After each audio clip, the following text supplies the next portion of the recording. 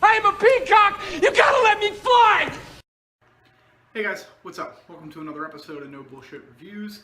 As usual, I'm Bill, and in this video we're going to be talking about Warner Brothers, the DC universe, or whatever they're calling it now,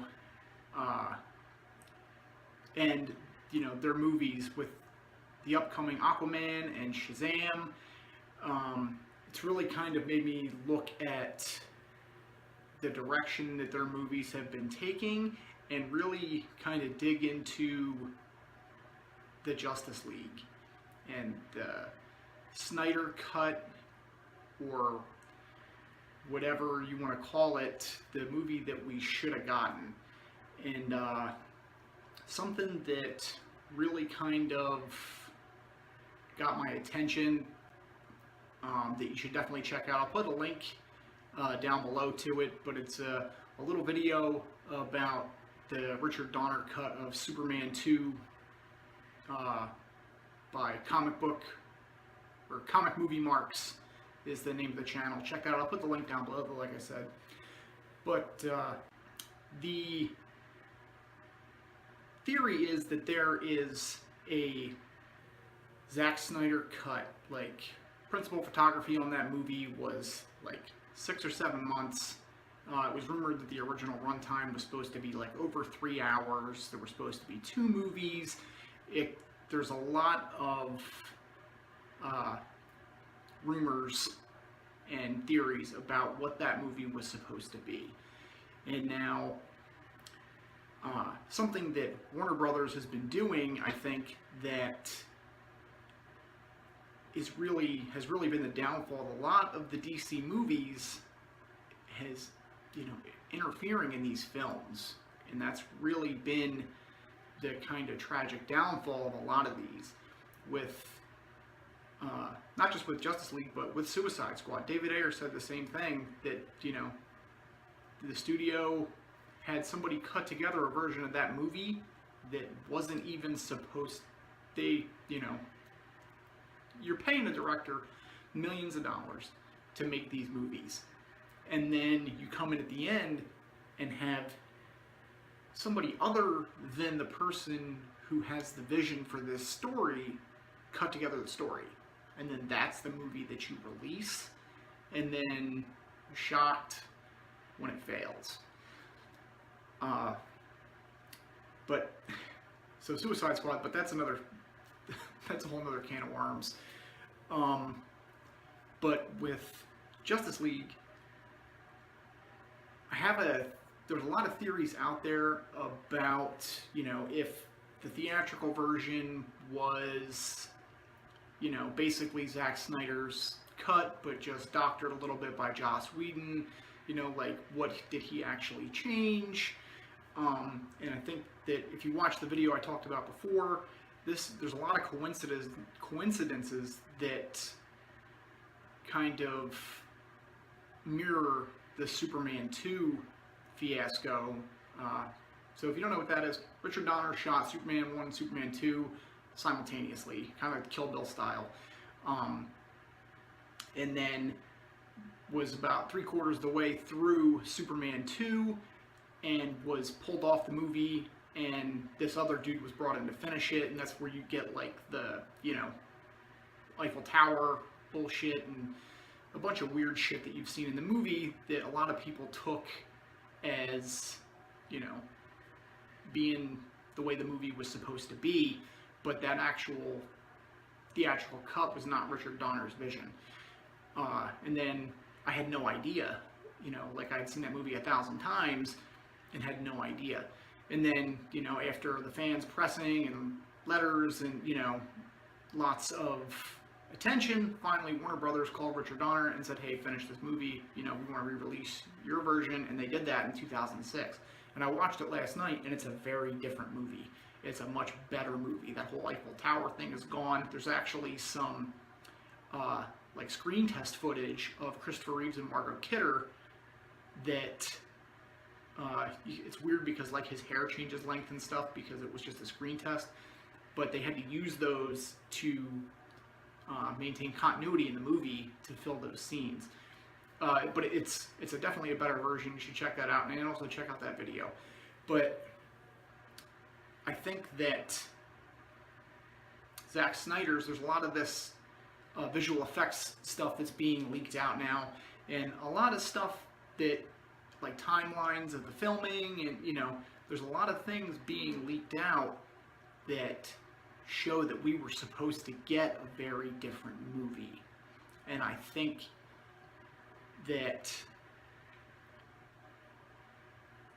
the way that the two directors view these characters definitely gives you a different movie, but there's another thing that this is something that just kind of occurred to me. So, as we all know, Joss Whedon directed the first two Avengers movies. Age of Ultron was, that's, another thing. But, so the first Avengers, though, was a very iconic and groundbreaking movie in terms of, the MCU and superhero movies in general. It was the first time that we saw these characters together on screen like that. Like that shot, that pan around shot where you see Hulk and Captain America and Hawkeye and Black Widow and Iron Man, where they're all kind of standing back to back in like that circle, is like hugely iconic. And as we all know, that was a huge success, and the MCU has gone on to continued success with every release for 10 years and 20 movies now. So, alright, stay with me now, because it's going to get fucking weird. So, when that came out, Joss Whedon he blew up, was the fucking man. Now, the attention and the accolades that go with directing that kind of a movie, if you look at the characters in the Justice League and the characters from Marvel that make up the Avengers, or that that core group, and if you think about it, as the characters, the DC characters, I think, are far more iconic and frankly have been around a lot longer than the Marvel characters, like Wonder Woman, Batman, Superman, Aquaman, but mainly the first big three have been around since like forever. For far longer. I mean, we didn't start seeing the Marvel characters until the 60s and the 70s, whereas I think the first iterations of Superman and Batman and Wonder Woman came out during World War II or something. Like, it was far before. But my point is, these characters are far more iconic. And now, obviously, no director is going to come into a movie and say outright that they're going to fuck it up. But I think that Joss Whedon, with the credits that he has for the Avengers, especially the first one, that first iconic, film, I think that movie being overshadowed by Zack Snyder and the DC characters was definitely in the back of his mind. And now, I'm not pointing any fingers, and then Joss Whedon didn't get director credit for Justice League. He got a writing credit. And I think that comes with, they talk about that in the Richard Donner video too, about you have to have filmed a certain percentage of the movie to have directorial credit. But so I think that Joss Whedon intentionally fucked this movie up so that Zack Snyder's film didn't, with this first time with, you know, this team of characters being on screen together didn't overshadow his. See what I'm saying? Like, if you think about it, it makes sense. Like, because, I mean, Batman, Wonder Woman, Superman, hugely iconic characters, have been around longer than, you know, Iron Man and the Hulk and all them. You know, kind of slyly, you know, fuck that movie up a little bit, and your team-up movie is still setting the bar for these movies. I think that had Justice League been the success that it could have been, we would have forgotten all about the Avengers. Like, because he was taking it to another level. You know, whereas I think that Marvel and the MCU are awesome. Like, I love those movies. But they really take those characters kind of almost at like a... They're almost a parody now of themselves. Whereas in like that universe, and the DC universe is very like, oh, it's too dark, it's too sad. If it's based in any kind of a reality, this is a very dark story. Like, millions of people are dying. Like, it's like, I mean, yeah, you need some humor in there to lighten it up, and I'm all for that. But the way that Zack was delving deeper into these characters and their struggles was something that Joss Whedon and, you know, in the MCU don't really do as well. Or they don't really do it much at all. It's kind of, you know, taken, like I said, they kind of takes them at face value. And I think that, you know, like, while the Marvel is more family oriented, I think that the DC, they were taking that to a darker place where it was more based in reality, more of an adult kind of oriented story. And like, you see that in Batman vs. Superman. Like, you know, Batman was just fucking wasting motherfuckers like it was his fucking job. And, you know, like, there was real stakes. And like, yeah, people say, oh, there was real stakes in Infinity War, they all died. They're going to come back, I promise. All those characters are going to come back. I mean, they're all going to come back. None of them are dead.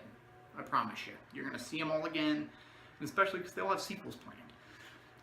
But with all that being said, though, I want to see what Snyder's version was. I want to see where he was going with it, especially with all the VFX stuff that's coming out now. There's rumors that he's still working on his cut of the movie.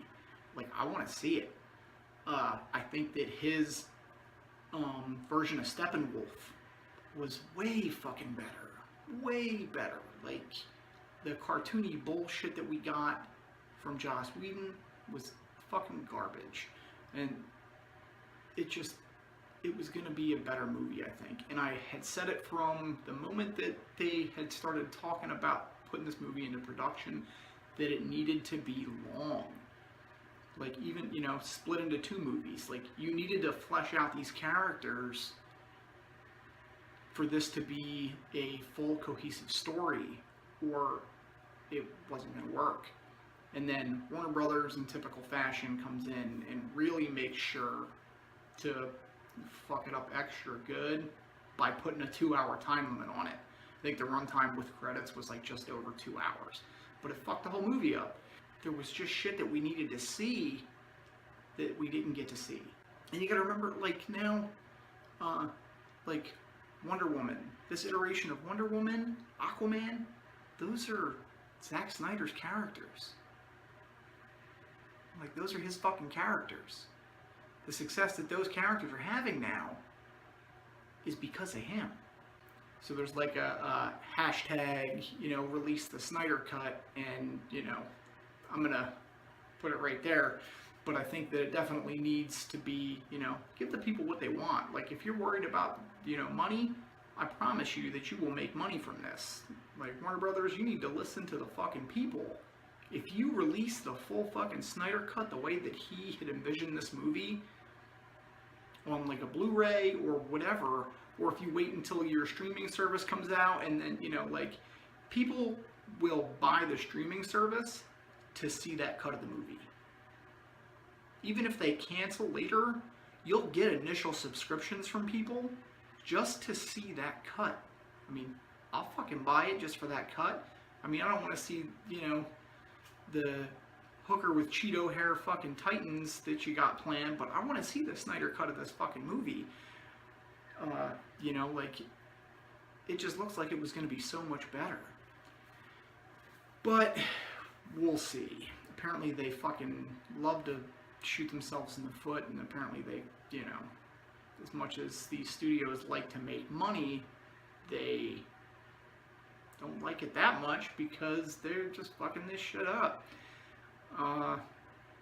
But with all that being said, I think that they may have righted a lot of the wrongs, and now with Jeff Johns being in the position that he's in, and the way that these movies that are coming up are looking, I think that they may have managed to kind of unfuck things. And I think that Aquaman is going to be super good, and I think that Shazam is going to be fucking awesome. Like, yeah, that looks like it's going to be so fucking good. Just the right amount of funny with the right amount of serious to really, you know, tie it together. And I think that we're going to start seeing a different DC movie than we've been getting. And hopefully Warner Brothers stays the fuck out of it and lets these guys make the fucking movies the way that they want to make them. Because that's, you know, like I said earlier, what is fucking them all up is the studio interference. Like, you are ruining these fucking movies. Just let these guys make the movies they want to make. That's why you hired them to make the fucking movies.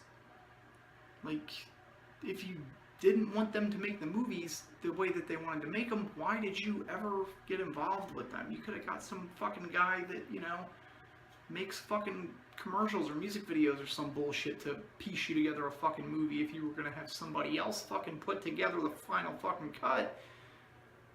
And, you know, it's so frustrating.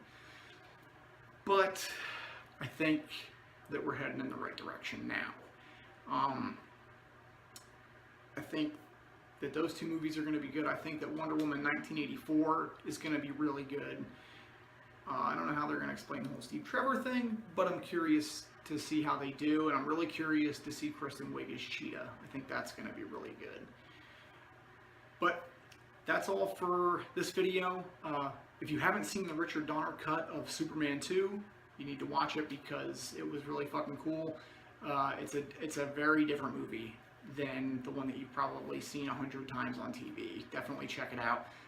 Check out Comic Movie Mark's video on that whole thing. It's very interesting.